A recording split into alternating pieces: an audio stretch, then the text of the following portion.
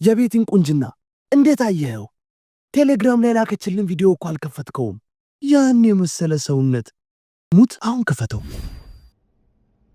መጸለይማ የለበትም። የቤቲን ቁንጅና እንዴት አየኸው? ቴሌግራም ላይ ላከችልን ቪዲዮ እኮ አልከፈትከውም። ያን የመሰለ ሰውነት ሙት አሁን ከፈተው። ቤቲ ደወለች እንዴ? እነ ቾምቤ ጋር ደውለ ለምን አትዝናናም? ቤቲን አስባት። በዚህ ጸጉር ጸልየ ፈጣሪስ ሊሰማ ነው? በቃ ጸጉርን ተቆርጠ ረጋ ብለህ ትጸልያለህ። አቁመው፣ አቋርጠው። አሁን ሐሳብ ተበታትኗል። በቃ አቁም፣ አቁም። እንዲህ አይነት ጸሎት የለም። በቃ ይበቃሃል። ሐሳብ ተበታትኗል። አቁመውና ሌላ ጊዜ ትጀምራለህ።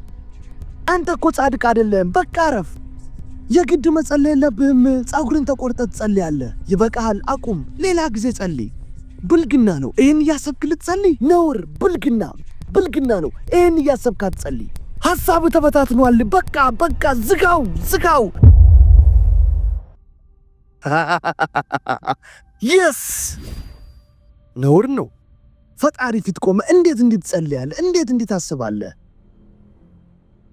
ለጸሎት ቆመ ነውር፣ ብልግና። ቤቲ ምናምን እያልክ ሴት ታስባለህ? ፈጣሪም አዝኖብሃል።